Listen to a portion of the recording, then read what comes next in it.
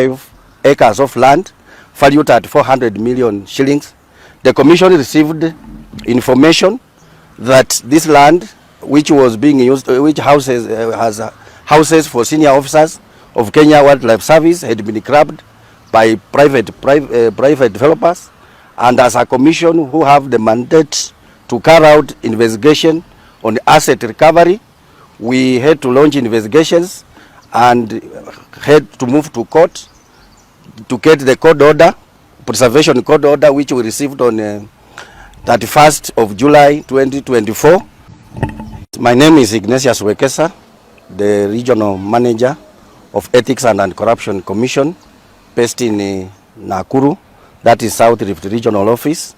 And today, as the commission, we are here together with the county commissioner of Kericho just to talk about the grabbing of land, the land belonging to Kenya Wildlife Service Senior Officers Camp here in Kericho, plot number 631/169, which is about 2.5 acres of land valued at 400 million shillings.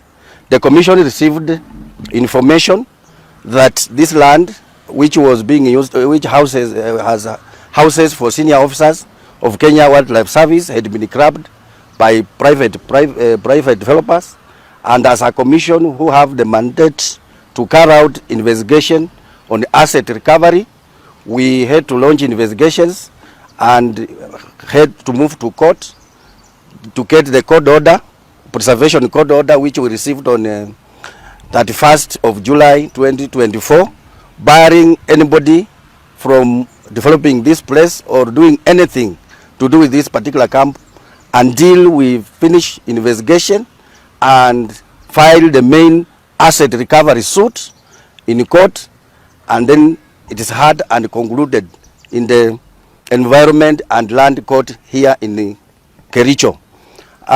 This land was grabbed by senior or government officials, and some are private businessmen. We cannot disclose their names at this juncture for reasons because of investigations. And what we are saying is that clearly from what you can see here, you can see that this land belongs to government. It has government houses. It was housing senior wardens and deputy wardens, but people are now occupying them in their private capacity. So as Ethics and Anti-Corruption Commission, we are warning those people who are fond of grabbing public land, and we are also saying that at the end of the day, it will revert back to government, and if you make any construction on this particular land, especially on commercial land, it means that at the end of the day, we are going to collect rent on behalf of the government. So it's just a matter of time, but not if, that we will have to recover this particular facility. And we thank the residents and the NGOs and human rights here in Kericho for having availed the information to us, and we can assure you that any information that comes to us, we will act on it. And this is not only the land that has been grabbed here in Kericho, there are other land that have been grabbed. In fact, I'm told that most of the senior government officers here have lost their houses to individual persons. Even the court here in Kericho, part of the land was grabbed. We have so many cases in Belgood sub-county where even the police station was grabbed. So we are looking at quite a number of other asset recovery cases.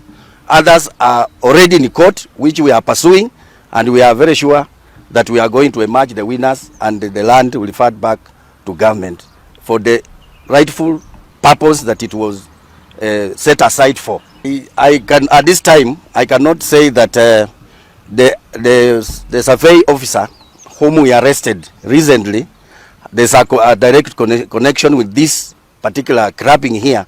But all what I can say is that all you know, grabbers cannot go to the ministries of lands and change records or make records. It means they work in cahoots with the land officers, especially the the land registrars, land adjudication officers, we have land settlement officers, we have demarcation officers, we have even the land control boards who sit and discuss and pass the land in their books. So it means that it's true that these grabbers work in cahoots with government officers, and that's why recently we arrested one of the surveyors who have been giving people sleepless nights here in Kericho by demanding private for any service that you want to receive from the lands office. But I know it's a while, because for us we received a report just recently, but the grabbing had already been done. Maybe a year, 2 years ago, that can be clarified. But the other lands that we have done, even very soon we are going to hand over some of the properties back to government in the course of this month. We are through with the investigations. There are going to be 2 cases. One is the asset recovery for purposes of ensuring that the land reverts back to government. Secondly, in fact of late, when courts are making judgments and rulings, they are asking us as a Ethics and Anti-Corruption Commission why we are not charging the public officers who normally facilitate this particular grabbing in their offices. And therefore, we will have another parallel file for criminal charges for the land officers and any other government officer or private person who have assisted in one way or another, either directly or indirectly, in the grabbing of these particular properties.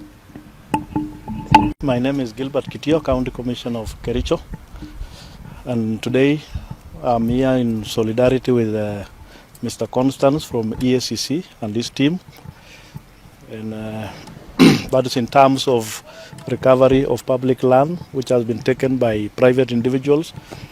It's unfortunate that we've lost a lot of land in Kericho to private individuals, land which could be used for public facilities. For example, of late we have been looking for land to put up an ICT center, and unfortunately we cannot get one because seemingly all public land has been taken. And therefore we will fully support the EACC in its endeavor to recover all the public land so that it can be put into proper use. If you may recall that this new administration, the new government, has a lot of projects and programs coming up, and it requires a lot of land. For example, if you look at affordable housing, it requires land. The high city hubs, it requires land. The technical institutions, government offices, all of them require land. But as it is now, Kericho is completely locked up. There's no land. All of it has been taken up. And that's why we'll take it upon ourselves to support the EACC. We recover this land so that we put up these government facilities in those private lands. And I want to call upon the people of Kericho. If you have taken public land in the past, I'm sure there's always an opportunity to surrender it back. You can surrender it back, and I'm sure the EACC and their lawyers will give you lenient terms of surrender. Instead of going all the way through the court process and that, it will be much easier for one just to bring whatever they have taken and say, we took this one, tunaomba msamaha waje irudi kwa serikali. That way it will work faster. And we are working on the government land, the inventory of government land, especially the houses. There are so many houses which are occupied by public servants in the 70s and 80s, and which they ended up converting to private use.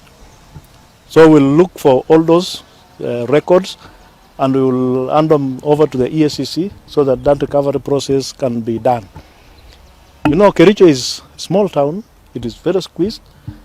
And if that one is not done, where shall we get land to expand this town? Unless you want to tell us now, here in Kericho, we just do away with development to kaya hivo hivo, which will not be good. Therefore, my parting shot is those who may have taken private, public land, government houses or whatever, please come out and surrender them. This is the best opportunity for you to do that. Thank you very much.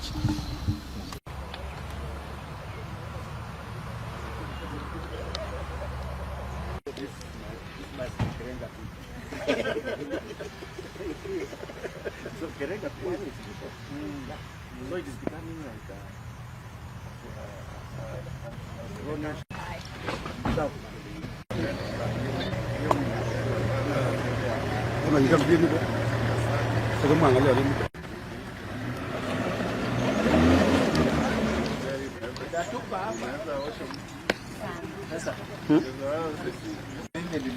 hata ingekusumbua hapa hata kutana, lakini yeye inaenda vizuri tu, ile jamaa anaanza na